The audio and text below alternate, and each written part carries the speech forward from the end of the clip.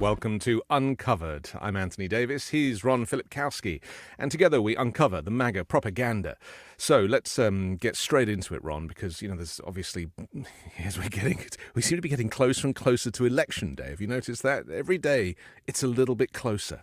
Let's start with Donald Trump and his immunity claim. He's obviously put it to the Supreme Court. A lot of people thought that would be an impossible task. But as we now know, courtesy of some other recent decisions, including the one on bump stocks, that this far-right Christian nationalist, Donald Trump-loving Supreme Court is kind of acting like his personal legal team in some ways. What's the latest? We were expecting to hear a decision on that last week. Didn't come. So when do we expect to hear? Well, they announced that they're issuing opinions on the 20th, the 21st. I think the 25th is the last day of the session. I'm expecting the 21st because that's an extra day they added. They announced originally the 20th, and then they said, we're also going to issue opinions on the 21st, which is a little unusual to do it back-to-back days like that. So my suspicion is that that's probably the day. And of course, that's the big. There were others that were important, like the abortion pill one was obviously very important, but this one, and they just basically bounced that on a technicality. They just didn't want to deal with that. But this immunity one is the big enchilada. I mean, it is the U.S. Supreme, and Trump, by the way, this week has been posting like crazy about this, right? Because he wants this desperately. Because if they say a president has immunity, then all these federal cases go away. They just poof, they're gone. So this is his magic. In the real world, Ron, like in a normal reality-based world, a kind of blanket immunity for this or him and for future presidents is it's unconscionable, and yet it is being heard. I mean, why did they even agree to hear it? Because anybody of sound mind would be like, no. Well, I suppose they figure, well, this has never been decided. It's always been an open question. It's a similar thing to like, can a president pardon himself? We don't know that. That's never been, it's not expressly in the Constitution. It's never been decided. So this is probably one where they felt like, okay, this is important enough that we need to step in and fashion a test. Although the DC Circuit Court of Appeals opinion was so good and so thorough, they could have relied on that, but obviously they wanted to weigh in. But I was thinking about this morning. I mean, if Donald Trump, of course, is pressing for all presidents to have complete immunity, can you just imagine Trump going into office in a second term, knowing ahead of time that he has complete immunity for any crime he might commit while president? No matter what he does, he can't be prosecuted. And he didn't know that last time. I mean, he didn't know that he had blanket immunity. He never thought about it. I think he assumed he could be prosecuted, and he was. But if he goes into a second presidency with the idea that he can do whatever he wants, then we have basically an autocrat. We have a dictator. So I truly believe, I pray that the U.S. Supreme Court is going to fashion some kind of balancing test. But that's going to be a little bit complicated as well, just sort of how they weigh it. They weigh it both sides of the aisle here. I want to read one of his many truth postings. He posted, if a president does not have immunity, the court will be opening the floodgates to prosecuting former presidents. An opposing hostile party will be doing it for any reason all of the time. Look, when he writes this, he knows full well that he doesn't care for future presidents. This is not about future presidents. This is just about him. In fact, if we take him at his word, he doesn't think there will be any future presidents, because if he wins, he will undoubtedly install himself as a dictator forever after. He's joked about it, but we know that he's never joking because he doesn't have a sense of humor. Is that something that you feel as well, that this is just it literally is like that caption is like a get out of jail card, isn't it? Yeah, I think he's doing a couple things with that post. Number one, it's a threat. It's a threat. It's saying, I'm coming after Joe Biden. I'm coming after Barack Obama. I'm coming after former presidents. I can if I choose to. If I don't get immunity, then no one gets immunity. And if I get in, all bets are off. So that's the first thing he's saying. But the other thing he's saying, can you put that back up again? Because I want to Yes, remember let's what take another he look. said. Yeah. Yeah. Oh, I remember now. Opening the floodgates. In fact, what the opposite of that statement is true, which is if the court grants immunity, it opens the floodgates to presidents running amok. If presidents know, which no president has ever known before, if presidents know going into office that they can do whatever they want and can't be prosecuted for it when leaving office, the only thing they can that can happen is impeachment and removal, which requires 2/3 of the Senate, which is almost impossible. Yeah. Well, we know it doesn't work. If they know that, it opens the floodgates to abuse of power is what it does. Right. It doesn't open the floodgates to anything else. And ultimately, that's what he's looking for, because, he did abuse power when he was in office the first time. I keep saying this to people. People go, oh, well, he said he'd be a dictator for a day or on day one.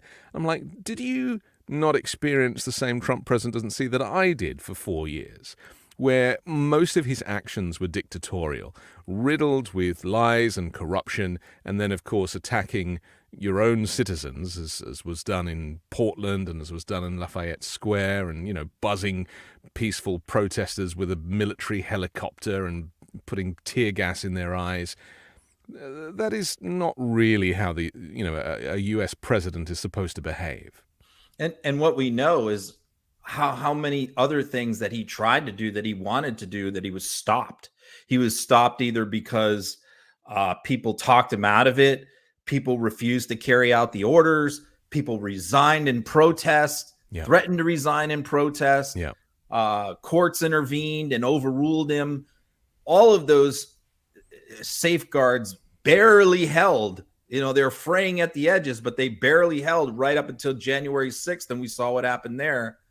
But those safeguards will not be there. And Trump understands what held him in check last time, and he's vowed not to make those same mistakes as far as with appointments and all of that, and his methods and his tools for doing that. The people around him have spent 4 years planning to how to get around different laws and different systems with executive orders and different things. So the second Trump presidency is going to make the first one look like child's play.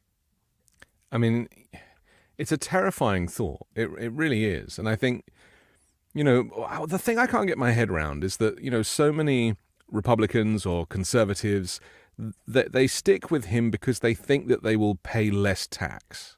And that is literally the only reason. You, as a former Republican Party member, can you just explain to me the mentality of people that are prepared to put aside school shootings, mass shootings, like all of this kind of horrific, uncivil stuff, because there's a chance that they'll pay a little less tax with someone like Donald Trump? The MAGA movement has become this very bizarre collection of people at different extremes. In other words, like, it's different now than before. What we saw in the Republican primary was the standard Trump base has always been white people, primarily white people without college degrees, right? That's always been like 75-80% of MAGA. And now, and by the way, the oligarchs, the rich people, the millionaires, the billionaires, were never comfortable with Trump. They were always looking for somebody else to back. They backed DeSantis, then they backed Haley. They were always looking around for an alternative to Trump. But now I think what has happened is they have just thrown up their hands and realized, I guess, what a lot of us realized a long time ago, which is Trump is the standard bearer. He controls every aspect of the party.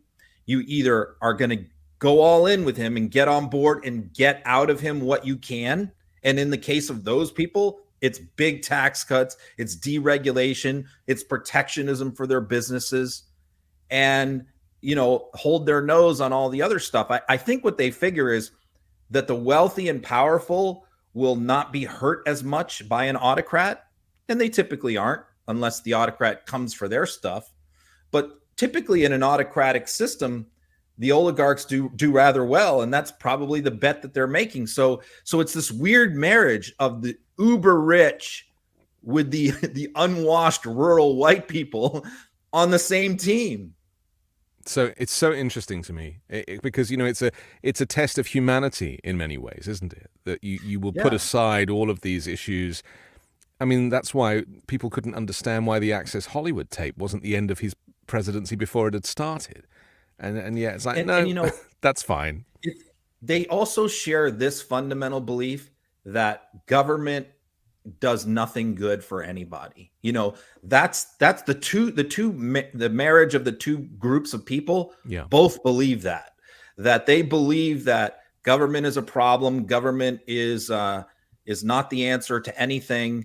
And for the super wealthy, they just want government to get out of their way, let them do whatever they want with their businesses, whether it's pollute, put out products that aren't safe, no worker protections, all of that stuff. And then you have the other extreme of people who believe that the government is coming for them. They're coming for your guns, your appliances, your children. And so they come at it from different directions, but both fundamentally dislike government. And I guess that's the big contrast with the people in the middle who are trending Democrat is they don't believe that. They believe that there's a positive role for government to play in society. And that's really the big, like, if you want to say there's a philosophical difference, to me, that's it. Yeah. It's like one is more keen for a lawless society, you know, like the Wild West. Yeah, survival of the fittest. Yeah. And then they get to play cowboys as well. Okay, let's talk about, you know, on the show, we often expose Donald Trump's kind of fake events that he attends, going into Chick-fil-A and having, you know, really conservative or MAGA Republican people posing as regular diners that he just happens to buy milkshakes for and just happens to hear complimentary language from. It's happened again, this time in a black church. Just give us the background on this before I show some video evidence. I was also thinking about this, which is the strategy here is almost like your will something into existence. You continue to keep saying black voters love Donald Trump. Black people love Donald Trump. They're all coming over to Donald Trump. And you kind of you look at it and you see this is not really happening. They're continuing to conjure these images up and these slogans and they're trying to show that. They're trying to show it. And what I wonder is, like, is that going to have an impact? It is eventually people going to say, oh man, Trump's really doing well with black people, even though there's no hard evidence to suggest that. And you look at these events that he does, whether it's the Bronx rally that, you know, the Bronx is 8% white, but his Bronx rally was like 80% white. Yeah. And then, you know, he holds this black church event and the word behind the scenes was the campaign got word no one was showing up. There were no black people from Detroit from that congregation that were going to show up, and it was going to be a huge embarrassment. So they scrambled and they immediately kind of put the word out, just like they did with the Bronx and with their Harlem thing. And they got white people to come from the surrounding area and show up at this church. And so, you know, they're trying to pass these people off as the congregation of a black Detroit church. That doesn't look like the congregation of a black Detroit church to me. And, you know, they continue to keep pushing the propaganda, even when the video and the photos show that it's not what they're claiming. They just keep plowing forward and keep saying, no.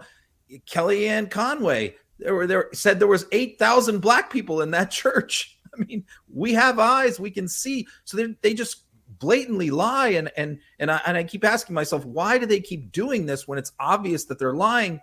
Because I think they're just trying to will something into existence. But at the other point I'll make is this before I shut up here is, you know, Republicans for as long as I can remember, going back to Reagan, have always made a play for black vote, but it's always been sort of a token play. They've never really invested time and money and resources. And if Trump is actually going to do that, which it seems like he is, investing significant time, money, and resources, and it doesn't pan out. It's all a facade. This is really going to hurt him, this strategy. Yeah. Well, I have two thoughts on this. Firstly, I'm married to a black American, and trust me, from what I understand, the idea of any black person wanting to vote for Donald Trump, apart from maybe two that already happen to be his close personal friends, or campaigning with him, is very, very slim. It is like any person of color, any minority group, anybody who doesn't kind of fit that kind of white male testosterone-fueled Christian nationalist image is going to be thinking long and hard about whether or not Donald Trump is the right candidate for them, and probably erring on the side of caution. It's just hilarious to me that, white people like Kellyanne Conway are kind of talking about this in such kind of positive terms when there's no evidence for it, but she's the wrong person to be talking about it anyway. True. Where are all the black people talking about it? Yeah, it's very interesting. Let's show the clip anyway of him at this church.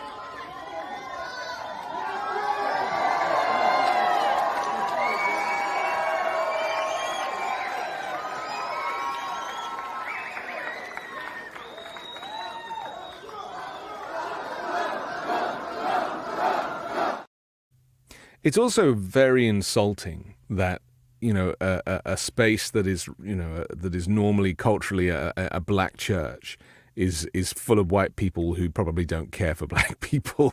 Do you know what I mean? It's just, the whole thing is wrong. It's like trying to square a cultural circle.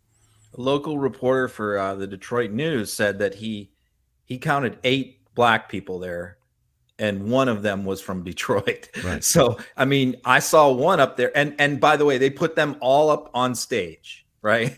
And so to try and make it again look like it was a black event. Yeah. And by the way, I just recognized one of those people was Byron Donalds, who's his like token black person. I mean, Byron. Well, he's Donalds one of the two. Everywhere. Carlson's the other one. So the two of them. They're basically the black token surrogates. Black people in the around the campaign. Yeah, he was in the Bronx up on stage. It's like, why is Byron Donalds doing the Bronx ride? This is a congressman from Southwest Florida, and now he's up in Detroit. So this is the guy who's supposed to. And look, Byron Donalds very rarely talks about inner city issues that concern people in big cities.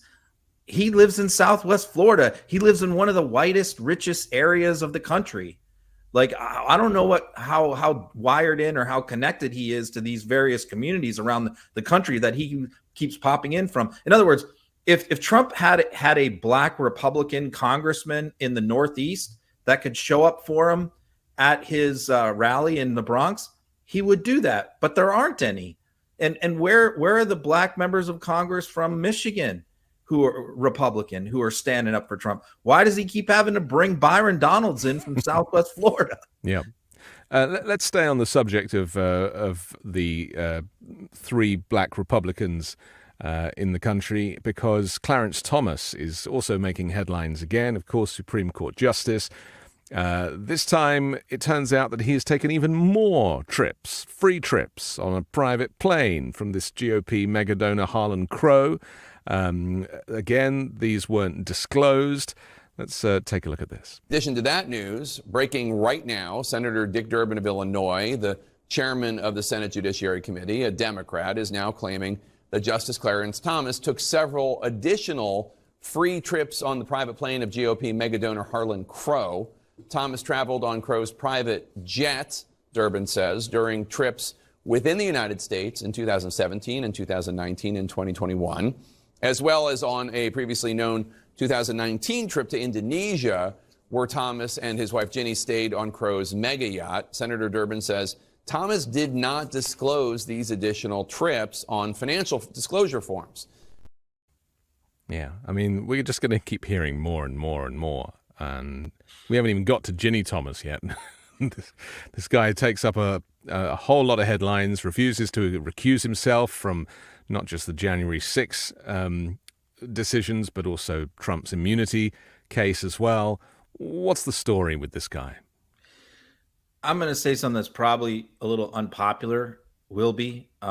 And I'm not trying to compare Dick Durbin in any other respect to Jim Jordan, but because he's not Jim Jordan, of course. But in one respect, they are very similar in that Jim Jordan makes a lot of noise, does a lot of talking, does a lot of interviews, sends out a lot of threatening letters and subpoenas, and complains a lot, and does really nothing of substance about any of the stuff that he complains about.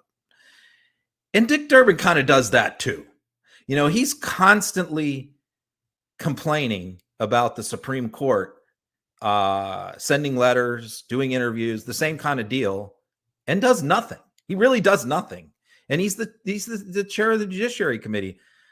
And so I guess that's the first thing is I'm a little frustrated by this lip service on the part of Democrats in the Senate. Not, you know, they have the majority for at least 6 more months, doing nothing with it on the Supreme Court. They've done nothing. There's no hearings. There's no nothing. All he's done is invited Roberts up to the Hill to talk to them, and he just refuses. So, you refuse. It's like this dance that they play, and it's a waste of time. So the second question is, okay, let's assume he wanted to do something.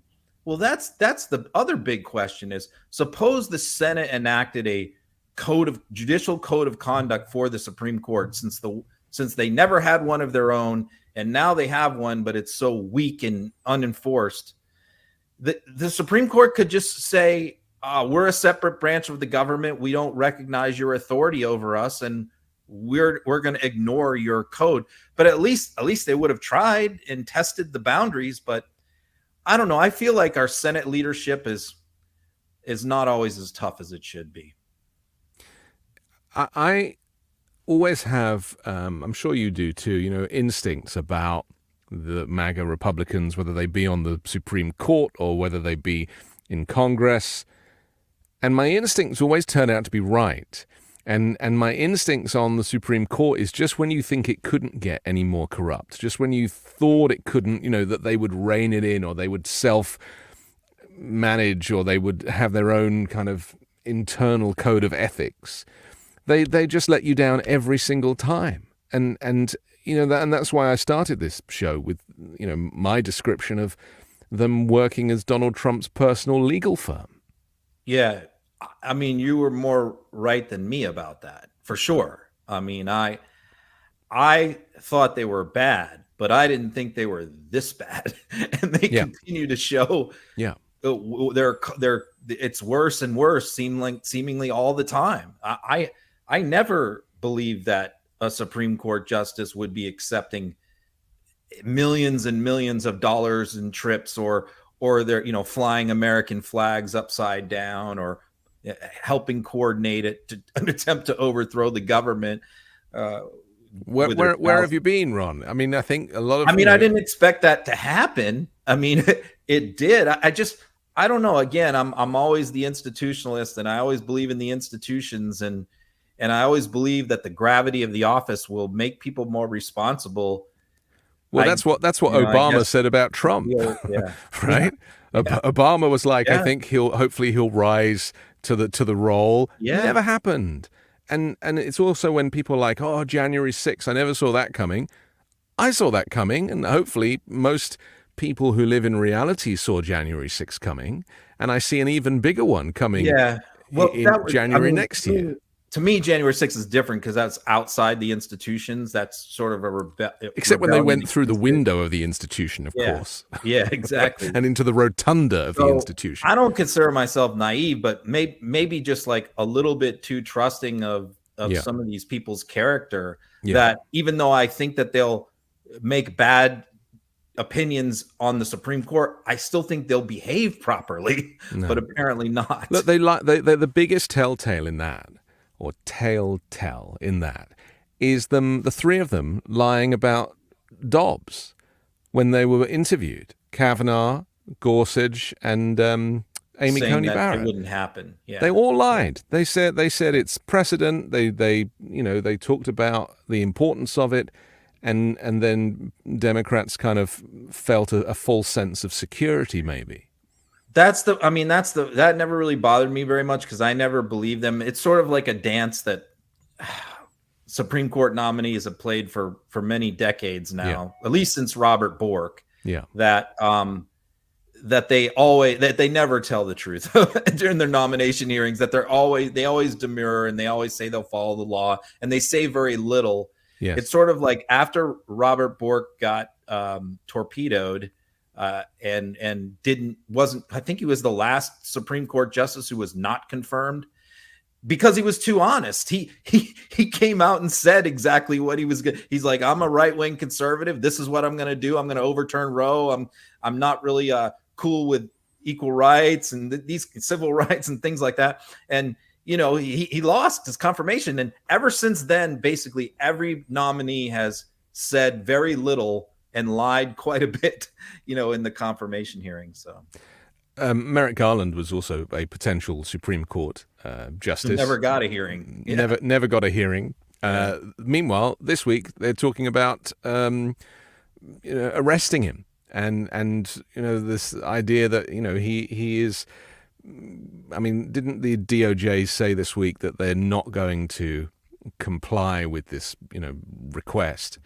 Sure. Just give us a little bit of the backstory of this, because this is also unprecedented and uncharted territory to have the Attorney General effectively kind of being held in contempt in this way.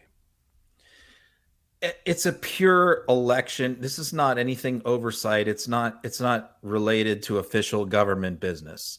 This is just a pure election ploy. And of course, just to rewind, they want the audio tapes of Biden's interviews with Robert the special counsel. Yeah. And keep in mind, Biden did not even have to do this. Trump refused. Trump refused to meet with investigators or the special counsel, refused to talk to them in any of the investigations, whether it was Russiagate or the documents or January 6th. Trump was invited to sit down with prosecutors and investigators in all of those investigations and refused every time. Biden does not refuse. He agrees. He sits down.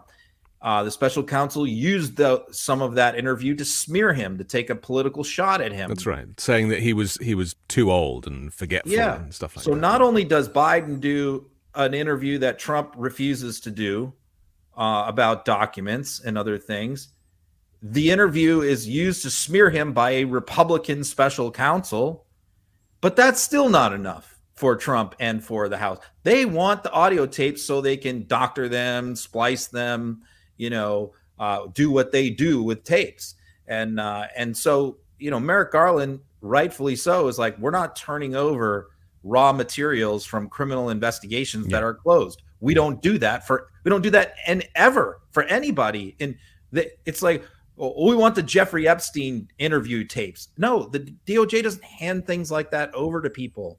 So, but the ridiculousness of what Luna's trying to do, and there seems to be this competition in the House of like who can be the most outrageous, because I think that they always feel like they have to one up each other, since so many of them do and say and propose so many outrageous things. They're all competing to get on Fox and Newsmax, and so they're constantly looking for ways to one up each other. So Luna, again, not satisfied with just hold Merrick Garland in contempt of court, now is proposing to send the House Sergeant at Arms over to DOJ and put handcuffs on him and drag him out. I mean, this is just utterly ridiculous. But what? So this is not going to happen. But what has it done? It's gotten her, half a dozen, 10 more TV interviews. Yeah. Let's take a look at one of them. Here it is. Great to see you both. Thank you so much for being here. And Congresswoman, I want to start with you because the DOJ said it will not prosecute Merrick Garland over these contempt of Congress charges. They sent a letter to Speaker Johnson. Your next move in the House.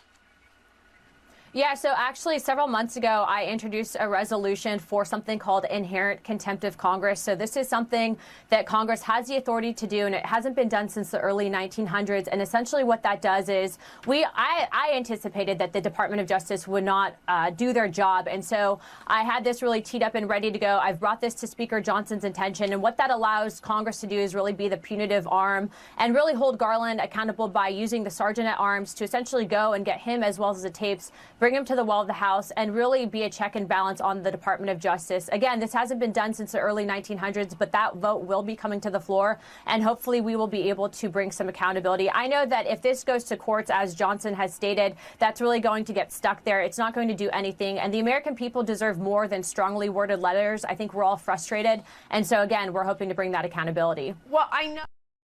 They love that word, accountability. It's ironic considering that they themselves have none. And they also always talk about, oh, the American people deserve this, and this is for the American people. And they do nothing for the American people. She was also the one who said this past week on the D-Day stuff that she did not believe General Kelly that Trump called these people suckers and losers and did not want to go to the services. And she said the reason why she knows that Kelly is lying about that is because she served in the Air Force as an enlisted airfield technician. Therefore, she has insight into Trump's attitude towards the military because of her service as a former airman many years ago, enlisted.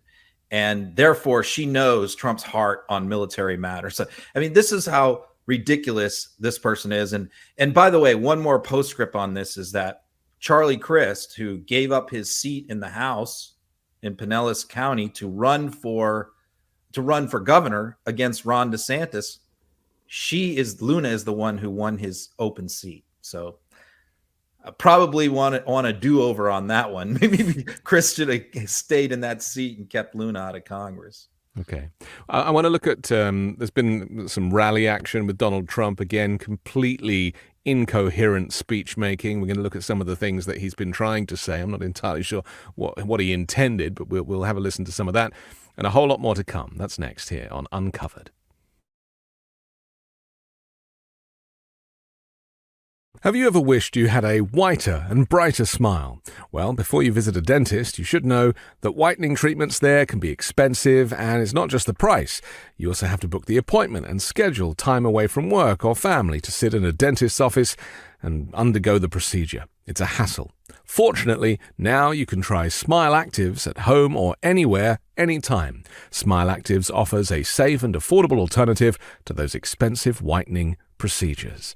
97% of Smile Actives users in a clinical trial reported up to 6 shades whiter on average, all within 30 days. Simply add Smile Active's Pro Whitening Gel to your regular toothpaste.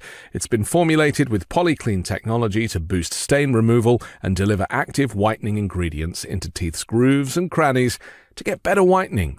Smile Actives makes a teeth whitening gel that can simply be added to your toothbrush every time you brush your teeth. No change in your routine, no extra time, no more messy strips, trays, or lights. People will start commenting on your whiter, brighter smile in just days. Visit smileactives.com/uncovered today to receive a special buy one get one free offer with auto delivery plus free shipping and handling. That's smileactives.com/uncovered. Terms and conditions apply. See site for details. I'm excited to tell you about Moink. That's moo plus oink. Moink is a meat subscription box company on a mission to fight for the family farm. They're located in rural America, run by an 8th-generation female farmer. Their animals are raised humanely, their employees are paid a living wage, and the quality of their product is better than anything you'll find in the store. And trust me, I've tried it. Unlike the supermarket, Moink gives you total control over the quality and source of your food. You choose the meat delivered in every box, like ribeyes to chicken breasts to pork chops to salmon fillets. Plus, you can cancel at any time. Keep American farming going by signing up at moinkbox.com/uncovered right now. And listeners to this show can get free bacon for a year. Yes, that's 1 year of the best bacon you'll ever taste, but for a limited time. Spelt MOINK box.com/uncovered. That's moinkbox.com/uncovered.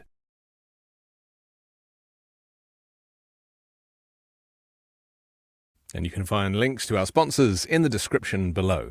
Filipkowski, let's talk about Turning Point USA. It's one of those essential calendar dates that the Republicans, MAGA Republicans, like to show up for. Just tell us about Donald Trump's appearance at this and how. I've got several clips from this which we're going to show, but just tell us the context of how this went down. Yeah, well, this is sort of a bizarre what will we call it? Conference? A conference? It's a cult-ference. A cult-ference. His speech there was just so strange. It was so off the wall. I mean, we've documented a lot of cognitively impaired Trump speeches where he's just rambling nonsense. But this one was probably the worst one yet, where he was just utterly incoherent. He was bragging about how he passed the cognitive exam, which it's not a cognitive exam, it's a dementia exam that Ronnie Jackson supposedly gave him, and he kept calling him Ronnie Johnson over and over again. So at the same time he's bragging about acing a cognitive exam, he's getting the doctor's name wrong who gave him the exam. And he says it multiple times. Let's have a quick look at that. Let's have a quick look. Here it is. Yeah. Dr. Ronnie Johnson. Does everyone know Ronnie Johnson, congressman from Texas? He was the White House doctor. And he said I was the healthiest president he feels in history. So I liked him very much immediately. Yeah. Does anyone know Ronnie Johnson? Nope. He's not a real person. Even his speech is not clear. It's not. He's like garbling his words. He's clearly on something. I don't care. I mean, I know media doesn't want to say that, and they won't say it, but he's clearly on some heavy duty drugs coupled with his cognitive decline, which, only of course exacerbates it. Yes. But Ronnie Johnson is not just like some rando person. Like, Trump has been on stage with Ronnie Jackson many, many times at rallies. Ronnie goes to his rallies all the time. Ronnie went to the courthouse in New York City with Trump to his trial. He attended his trial. He was his personal White House physician. He endorsed him and helped him become a congressman. I mean, this is somebody he knows intimately. He knows Ronnie Jackson as well as he knows any member of Congress, if not more, because as Ronnie Jackson has said many times, I've seen Donald Trump naked. Right. Well, this is it. He was the White House doctor, and we also know that all those pills were coming in through the back door, which Ronnie Johnson / Jackson was signing off on. So he gets the name wrong. I mean, imagine if this is Biden. I mean, if this is Biden, it's like all over every newspaper, New York Times, everything else, but Trump, it's just like, oh, this is just another day of Trump being Trump, and this was one of the least crazy things he said. I mean, I've got one now that is a little more crazy because I'm an environmentalist, and I drive an 11-year-old electric car, which I paid $4,000 for, which is like, I can make the point that all this stuff that he talks about how the cars are too expensive and they're made in China, and it's like none of it is true. There's a huge secondhand used EV market, and prices are falling through the floor. This is just a little personal tip, like a financial life coach. Let's listen to what he had to say about the tanks, which, obviously the military are trying to change over to EVs and battery technology where they can. None of this makes any sense. They want to make them now electric so that when you go into enemy territory and you obliterate the enemy and you knock down and those tanks are firing, you do it in a environmentally friendly way. The problem with the Army tanks, like cars and like trucks, the problem is that you would have to bring a battery pack along. You're going to pull it like a little wagon, like a child pulls a wagon. So they want to build a Army tank, but the battery is very big and very heavy, much heavier than a thing called diesel, much heavier than diesel fuel. And you got to see this tank. It's like a wagon, and there's a big thing that is pulling in the back. And even with that, it doesn't go far, and lots of bad things happen, like it doesn't take cold weather very well, and it's really bad in heat. What is he even talking about? I mean, this is his constant obsession with EVs, which last week it took the form of the battery in the boat. That's the shark. With the shark, yeah. Yeah, which you famously did your reading of. I went a little bit viral with my reading of the shark and the battery. It was like the I tried poem. to help you go viral. You did. You helped me, but yeah, it reminded me actually of the poem "The Owl and the Pussycat," who went to sea on a beautiful pea green boat. You did very well there, and I thought you really drove the point home there about how crazy it is. Yeah, thank you. Because because it takes different forms, and I was also thinking about this. He's got this Reagan-esque similar trait to Reagan, in that Reagan had all these like stories. Right. His whole like, he loved to tell stories, and he would always revert back on certain issues to stories that he connected up with certain, because he was a storyteller. That's where he was comfortable. But Reagan never did it on this level to where Trump just completely makes up this. Everything he just said there is complete fantasy. The electric tanks with towing the giant battery behind. Like, he's been talking about this for 8 years. This isn't happening there.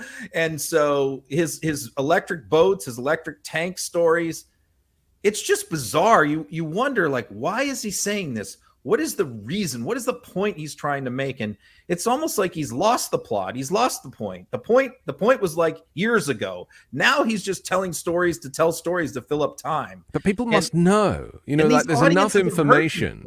And the thing that I was thinking about, when he says, all these electric cars are made in China.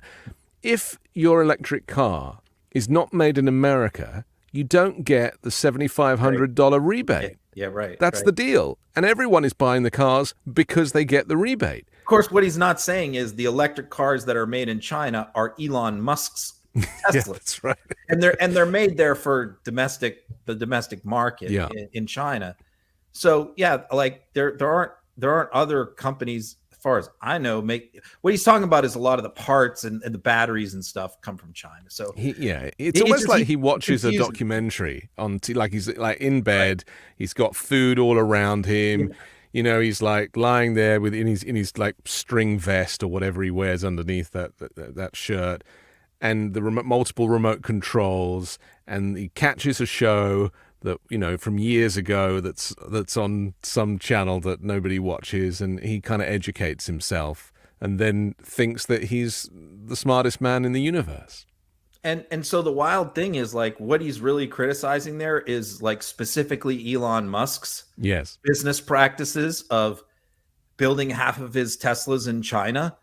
But he will never mention Elon Musk's name, of course, because he doesn't want to criticize him. And Musk never complains about Musk, for all the little things that Musk nitpicks Biden and Democrats about, he's always looking for something to criticize. Here you have Donald Trump rally after rally bashing really Elon Musk's entire business model, and Musk won't say a word. No. No. In fact, let's just do an aside, because Musk posted something. Just explain this to us. He said, important to allow people to like posts without getting attacked for doing so. This is after it was shown that X is now rolling out private likes. Just explain this. This is just a quick aside. We'll go back to the Turning Point USA. Yeah, so virtually every policy that Musk has put in on Twitter since he bought it has really been all about himself. It's all about his own personal. In other words, he's not like testing anybody or seeing if anybody likes something or responding to customer demand. It's at 3 a.m. he gets aggravated about something and he changes the policy for everybody else. And so he's been called out several times over the years of things that he's hit the like button for, because people are looking at it, and journalists have written stories about the kind of things that he engages with and things that he likes on social media. And this has been embarrassing to him and embarrassing to his shareholders, et cetera. So now the idea, like, we're going to hide likes so no one can see what someone else has liked, it's so petty. It's so small. It's so ridiculous. Like, there was nobody on Twitter clamoring to hide likes. I didn't hear anybody saying we really should hide likes. No, this is one guy doing it for himself. And so my comment was like, why don't you, You own the company. Just hide your own likes. Just say, I'm the owner. No one can see my likes, and that's it. But he's such a fragile ego. Yes. He needs to have a cover story, and the cover story means it gets ruined for the rest of us. I mean, like a fool. You and I were prolific tweeters. You've had more success on that platform than I have. I've been on it for, I don't know, like 15 years, and I'm still struggling to get followers. Even after your viral reading? Even after my viral video. I think I got an extra 500 followers off the back of that. But anyway, the point is that Elon Musk bought a platform that he overpaid. What was it, 44 billion or something? That he overpaid to the tune of 3 times more than it was worth. And then he wasn't confident just to keep it as it was because it had value. He completely changed it, including changing the name of the product. I mean, that in itself is proof to me that this is not all that it seems, that this is Russia, this is, diktat coming from the oligarchs, this is, the whole thing is a political move. And he hasn't quite done it yet, but he's going to be coming all out for Donald Trump, I believe, in the next few weeks and months, because that ultimately is what this purchase was all about, getting Donald Trump back into office. I agree with it. Yeah, I agree. Yeah, completely. I think he's going to endorse him formally. You look at all the people he's brought back on were all of the Trump influencer people who have been banned for life for lies. And those are all the people that are back, your Alex Joneses and all this whole crew, Laura Loomer, et cetera, et cetera. So these are all the people that their whole mission in life is to get Trump elected right now. So they're all back. And of course, Musk is the biggest one. I mean, Musk has the biggest following, and everything he does is anti-Biden, pro-Trump right now. Interesting. And I was going to say, as we've said before on this show, that Donald Trump doesn't post on Twitter because he can't, because he has an allegiance to Truth Social in order to maintain its value. And so, therefore, he's exclusively there. Yeah, go on. As an EV fan, I have a question for you. So, thank you. What do you think about Democrats buying Teslas now? I mean, is there any sort of consciousness that needs to come into play here, or do you separate the politics of Musk from the cars? Do you still listen to Michael Jackson's music? That's what I say to that.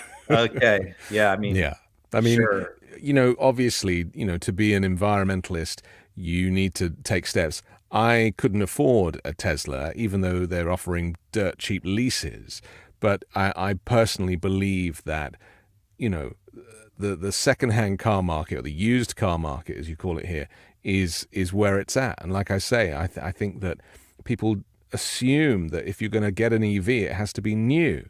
And it doesn't. The batteries are going to outlast the vehicles, that the batteries don't degrade and you have to throw them away or replace them. The batteries last forever.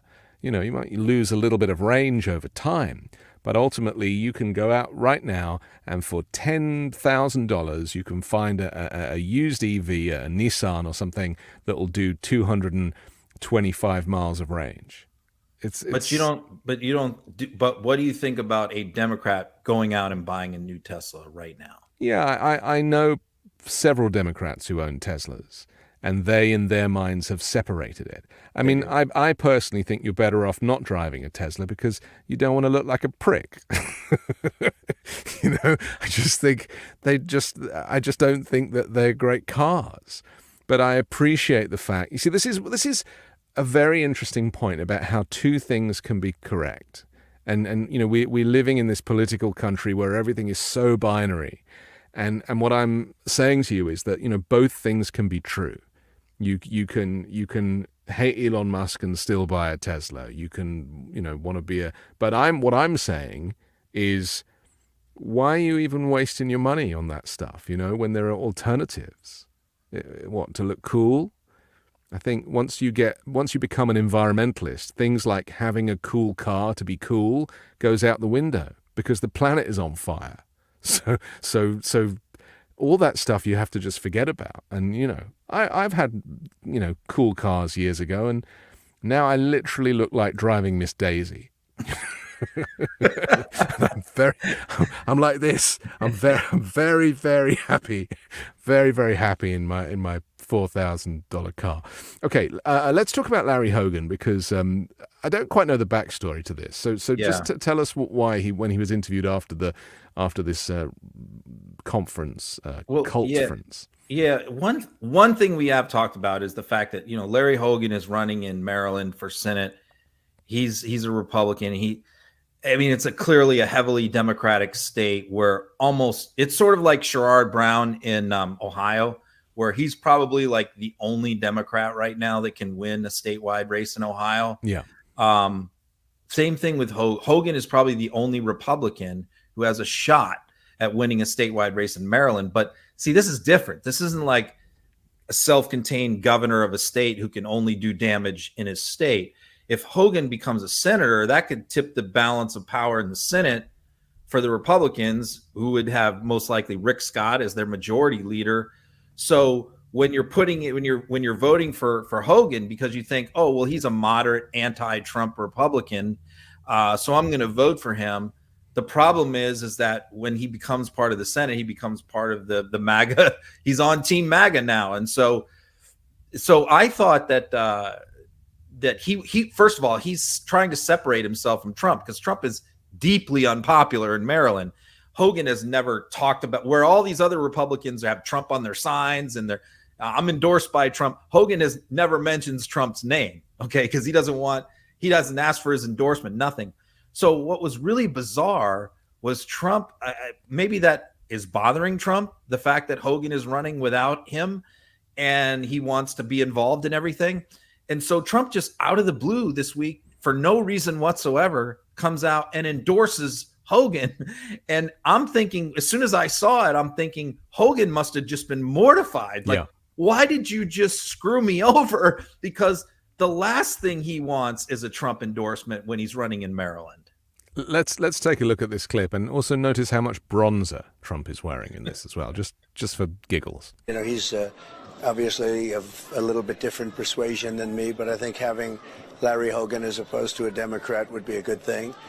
And we'll see where it goes, and let's see what he says. I have not heard from him. I've heard from somebody in his staff, maybe that staff person, somebody in my staff said something very bad about Larry, and I thought maybe we should try and get along, but we'll see what Larry has to say. I have not spoken to him at all, and if he has a good chance of winning, that's very important. We're clearing.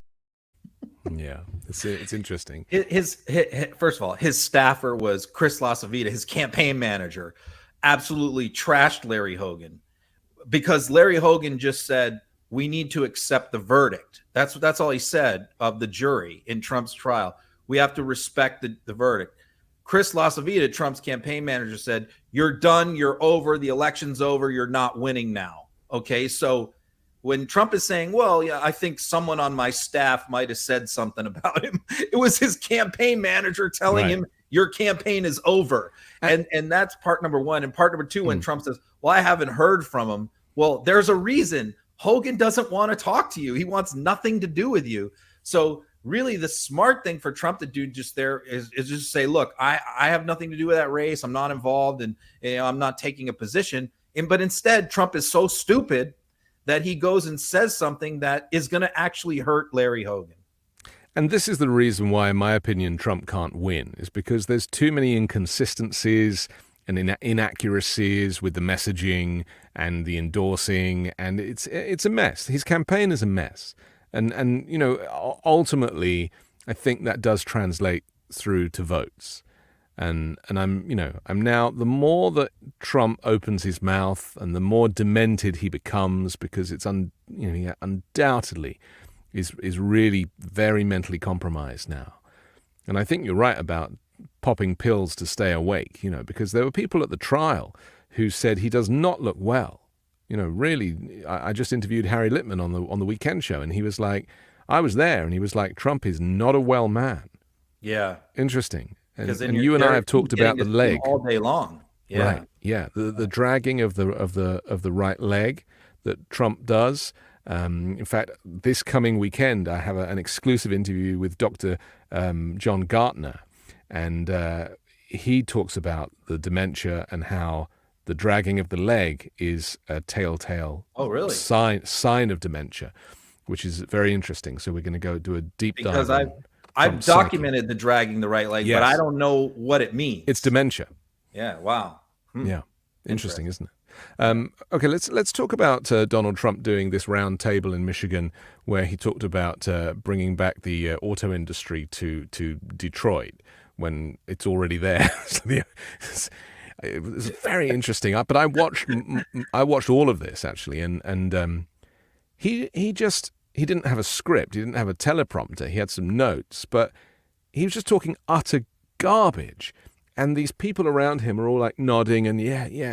And I was thinking, like, when he says we're going to bring all the jobs back and we're going to bring all the factories back, I was thinking, why doesn't somebody just say how? Like, what is your plan?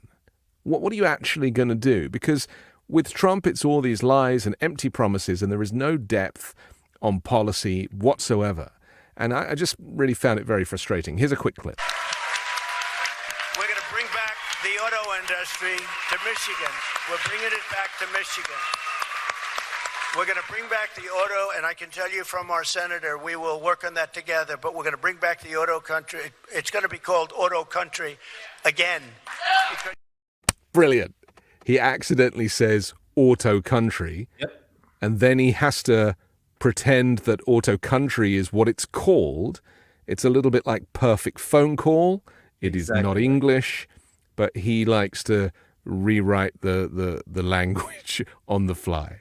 Exactly right. When he makes a mistake, a cognitive mistake, a gap, which he just did, he never corrects himself or says, I misspoke, like Biden does all the time. Biden says, no, I'm sorry, this is what I meant. We all do that, right?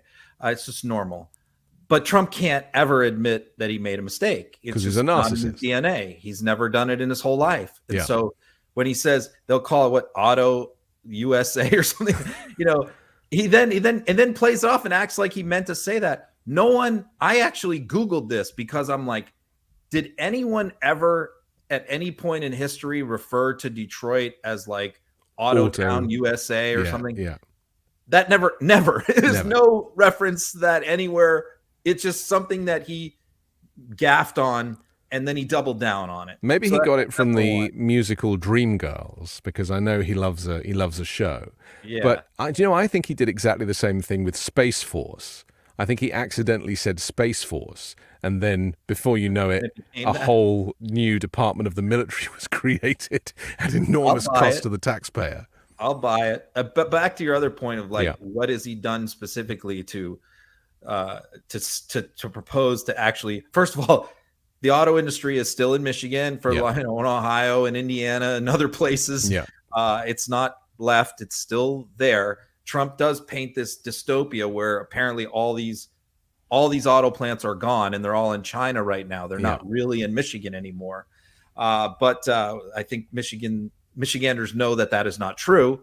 But the only policy thing that he's ever talks about in connection with the auto industry is tariffs. I mean, all he talks about is slapping tariffs on foreign cars, which of course is just a tax on imported cars, which makes them more expensive. But then, of course, what is going to happen? Germany, China, Sweden, other countries are going to reciprocate and slap tariffs on American cars that are being exported. And everybody hurts, everybody loses. So this is Trump's only way of creating industry or creating jobs or creating factories, is to slap tariffs on foreign products. That's the only thing he knows how to do. He doesn't know how to do things any other way. And all the tariff stuff that he did during his presidency were a disaster. They were. And it always ends up costing Americans more. Yep. And, the way I try to describe it in simple language is that if you're currently buying, say, a washing machine and it's $400, based on his tariffs, it could be $800, just by nature of the fact that invariably either the components are made in China or whether the units themselves are made in China. But getting hold of these goods, China is at the center of all manufacturing. Even Boeing buys parts from China. You just can't. You can't cut China out of the equation. Whether you like it or not, we have a global economy where Virtually every complex product, computers, cars, you name it, is built with multiple parts from all over the globe. Right. Most meals that we cook contain ingredients, wine, spices, etc., from all over the world. Yeah. Even in restaurants, your plate of food might have stuff from 7 different countries in it. This is the world today. And so what Trump is hearkening back to is like this 1920s protectionism, which would lead to a global trade war, which would lead to a global depression. And global famine as well. That's the other thing, is Yeah. that we cannot survive now without imports in this way. And people already Shouldn't want to. Yeah. I mean, why would we want to do that? Everybody should do what they do best around the globe, and we should have free trade. So, I mean, the idea that, in his pea brain mentality, because I've heard him talk about this with the auto industry. Yeah, if you tax the hell out of Japanese or Korean or European autos, then that's going to force Americans to start buying American cars again. I mean, it's just a archaic, centuries old mercantilism way of looking at the global economy that, just doesn't fly anymore. That sort of stuff backfired 200 years ago. And that was before the economy was so global. But it's not even true. When he says it, it's not even true. And so he's basically peddling a concept that, as you say, is not just antiquated, but it's impossible. It's just impossible. The capitalist horse has already bolted. You have to work with what you've got. Okay, let's talk about a few other people showed up at this Turning Point event. Marjorie Taylor Greene was one of them. Let's take a look at her. That's right. And any Democrat and any person from the mainstream media and anyone that wants to continue to shame us for January 6th can go to hell.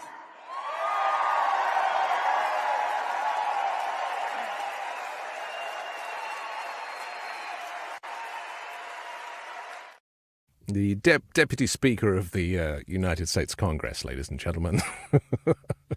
This has been such a long, crazy arc, how Republicans have dealt with January 6th. And so you had the immediate aftermath, including Greene, who came out days after and condemned what happened on January 6th, said it was an embarrassment to the country. Almost everybody did, with the exception of Trump, condemned it to some degree or another, even though they might have been heavily involved in it like she was. But then it went from like, well, it was Antifa, it was BLM, it was FBI, it was Pelosi. It wasn't as bad. DOJ overreached, political prisoners. It's been just this gradual arc of like come full circle now to where we're at today, which is her pronouncement. You know what? We're done apologizing for this.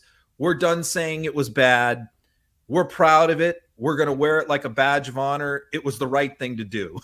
That's where we're at. They love it. Full circle. They love it. I mean, I think this is what a lot of maybe Democrats don't understand, and it's certainly the case with Trump, is that he gets off on all of this. The worst stuff gets because he's a sadist, and it's the same with Marjorie Taylor Greene. I can see her when she's involved in a controversy and there's cameras in her face. She loves it. Yeah. And most people who are civil and live in reality would either feel embarrassed or they wouldn't want the attention. But these people thrive off it, because before she got into politics, nobody batted an eyelid at Marjorie Taylor Greene, and now she's a megastar for all the wrong reasons. Kristi Noem's another. In fact, this whole concept of a revolution, it's something that they're really into, and they're keen for it to happen. And here's the proof. It's incredible, isn't it, that our founders were that young and they gave us this gift of this country.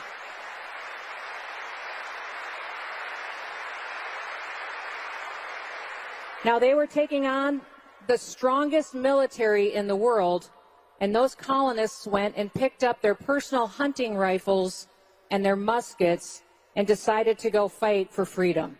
Now, if they can do that, we can do what we have to do this election cycle, can't we? We can do. Incitement.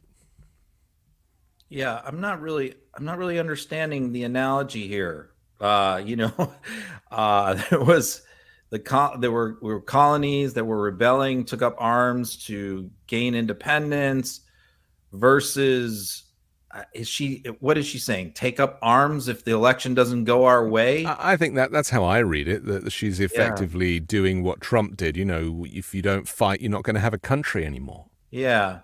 So you're going to take up, the other thing is I hate Biden's line on this. I hate it so much, which is every time Biden this comes up, he says, well, do they have F-15s or something like that? He shouldn't put it in those terms like we control the government, we control the military, so go ahead and try your violent revolution. We'll crush you with jets. I mean, he's trying to be funny. It's really not funny because this shit is pretty serious and these people are pretty serious. You should the line really should be, look, nobody should be talking about violent revolutions. That's insurrection. You tried that once already. It's not going to fly. So yeah, I mean, they just keep doing this though. I hear this rhetoric all over MAGA, all over the right of, this is the end of the country. Trump says it all the time. This is the end of the republic if we lose this election. So if you really believe that, if you really believe like we're not going to be a white country anymore, we're not going to be a Christian country anymore, we're going to be ruled by globalist, Marxist Satan worshipers, and those people actually win and Trump is vanquished, I mean, it's rhetoric like this that incites people to do something crazy. But this rhetoric has been going on for years. Rush Limbaugh on talk radio and Fox, obviously, since the days of Roger Ailes. Eventually, it seeps through. And you get people like that guy who showed up at an FBI building, and a couple of years ago and ended up losing his life because he tried to, shoot the FBI. I mean, you can't talk like this as TV news hosts or as politicians and not expect there to be consequences. And there were several people died on January 6th unnecessarily because of this inaccurate rhetoric, this propaganda that puts fear into people. And, a lot of those rioters, they thought they were doing the right thing. They thought they were saving the country because they'd been lied to. What she's doing there is the same thing Trump did then. Yeah. Using this rhetoric of like subject to interpretation, like, oh, well, this is what they all do constantly. Yes. Oh, well, when I was talking about taking up muskets and stuff, I was just meaning that rhetorically. Like I was just talking about we need to vote as passionately as they used weapons. But by talking in code, it's dog whistles. Yeah, when I said fight like hell, I mean, you gotta fight it, in the streets of protesting. That's all I meant. Yeah. So this is but they're deliberately ambiguous because they know their followers will interpret it the way they really want to interpret it. But they keep plausible deniability. Senator Rick Scott is another one of these loons. I have a clip of him now from this event. He again, it's just this same old rhetoric. Same story, different day. Let's have a listen to him. Paying people not to work. We got crime rampant. No, they go prosecute Donald Trump. But boy, if you go beat up a cop, nothing happens to you. So when I was a kid, I was worried enough if I did anything wrong about my mom, but I knew something I'd be held accountable, right? But not anymore. We're appeasing dictators all over the world, Xi in China, Cuba, Venezuela, Nicaragua. They can do it, Iran, name it. We appease them, and then we wonder why, wonder why the left is taking over the world. What is he even talking about? The only person who's appeasing dictators is Donald Trump. It's like the words now, it doesn't really matter what order they go in. It's like as long as you make those key points, right, then it's kind of up to the viewers to work it out for themselves. I mean, that was also a different kind of incoherent. But what is the story with that guy? The other thing is, no matter what audience he goes in front of, no matter how Republican friendly, Rick Scott friendly, he could go in front of the most friendly audience. He never gets any applause ever. that's one like trademark of every Rick Scott speech is no one ever cheers for Rick. Because he doesn't know where to do the inflections. No. Maybe it's like it's one long sentence. He has no personality, no ability to deliver a line. He steps on his lines. He's a terrible speaker. So that's number one. He's giving and he's pausing, waiting for the applause, and it never happens, which is also pretty funny, like a Jeb Bush thing. Yeah.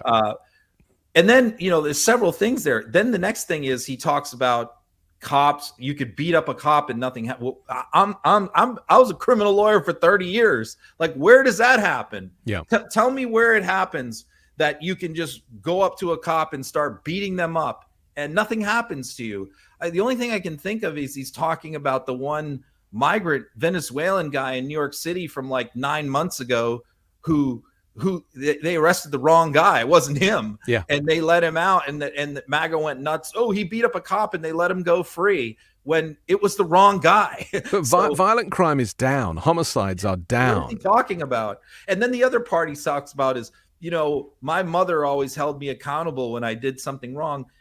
Rick Scott was prosecuted for one of the greatest insurance frauds in American history. He took the Fifth Amendment, I think, 55 times in his deposition. And he was not held accountable for what was obviously a massive corporate fraud. So for him to stand up there and lecture people on, hey, I was taught, that you could be held accountable by my mom when you do something wrong. It's just a joke for him to be making that argument. Let me change the subject a little bit. Did Trump say something? I think I read it the other day about national service, conscription, wanting conscription to come back, making reference to, he would, that's how he would want his future presidency to go. Because, there's been a lot of talk about the military recently, and also when it comes to transgender people serving in the military, and we know that was a Donald Trump policy of banning it. It was brought back by Joe Biden. Donald Trump said he wants to ban it again. I have this clip of Representative, is it John Brashear, who talks about this. Let's have a quick look. Mm-hmm. Young men who make up the bulk of our fighting forces are inspired by G.I. Joe. They are not inspired by be a Barbie girl in a Barbie world. What? What he's being critical of is women in the military and the question of should women be subject to the draft. That's really what he's talking about, saying that he's against that. But really also what he's ridiculing women in the military. Now, I thought one of the best responses on Twitter came from Charlotte Clymer, which was this guy never served in the military, who we just heard from. He didn't serve.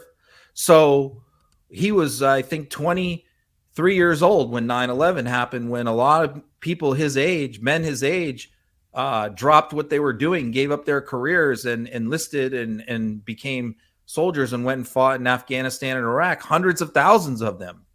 He didn't do that. He never served in the military. He started a motivational speaking business, then ran for Congress.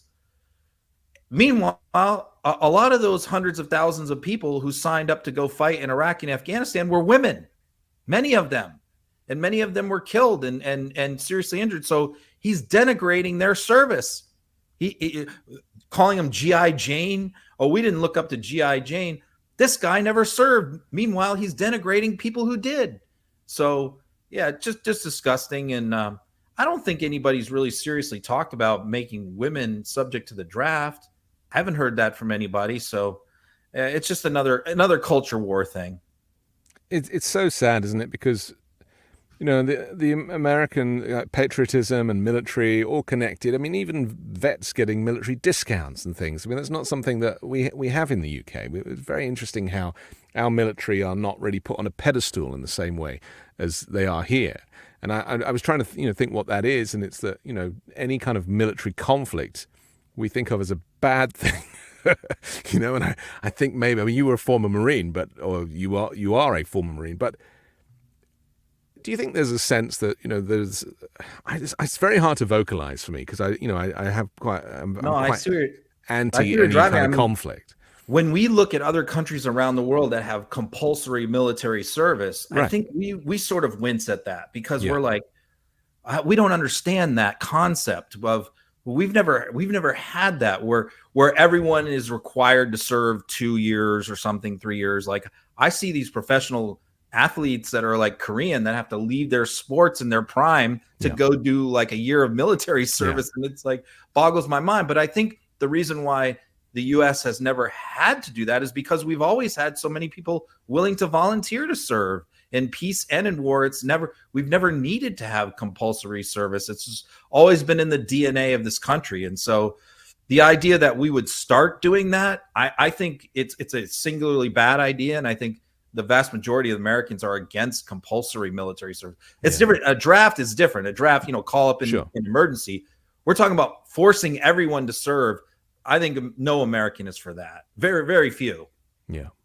Okay, finally, we have to finish, but we have one final clip, and this is of Don Jr., who posted a now deleted video suggesting his brother Eric might be gay for wearing some interesting pants. Let's take a look.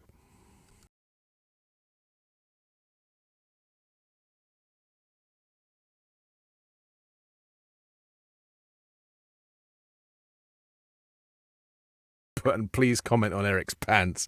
I mean, these people lead the weirdest lives, when they're not pretending to be interested in people and politics. Goodness knows what they're getting up to. We've always made fun of Eric because Eric loves to claim that he grew up doing manual labor. And he tells this story, he's told it hundreds of times, that supposedly from the time that he was 10, 11, 12 years old, he was on construction sites, hauling block, doing rebar, cutting rebar, doing electrical work, doing all this stuff that his father was supposedly making him do.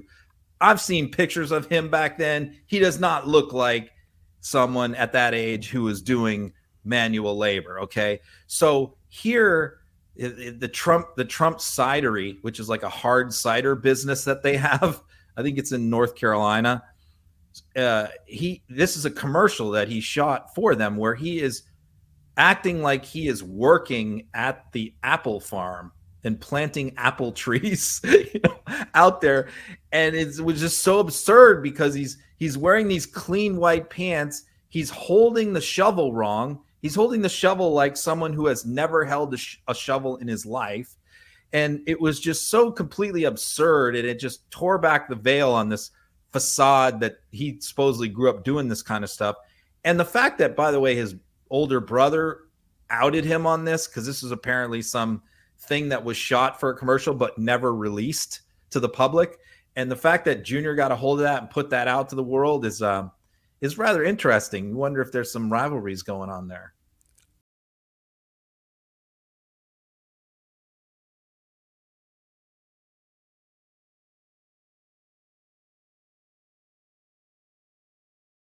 Just laugh every time I see it. White pants, the holding the shovel wrong. Yeah, it's all wrong. It's all wrong. Okay, listen, we have to finish, but great chatting. Really appreciate it. Ron Filipkowski, who is also the editor-in-chief of MidasTouch.com, where you can get all of your news. So head there, and it comes up like a news feed. The latest stuff goes at the top. So please do take a look. If you want to download the audio podcast of Uncovered, you can do that later tonight. That's when it drops. And if you want to watch this show again and share it, then just feel free to rewind and start over. Ron, should we do it again next Wednesday? I think so. Yeah. Okay. Have a great week.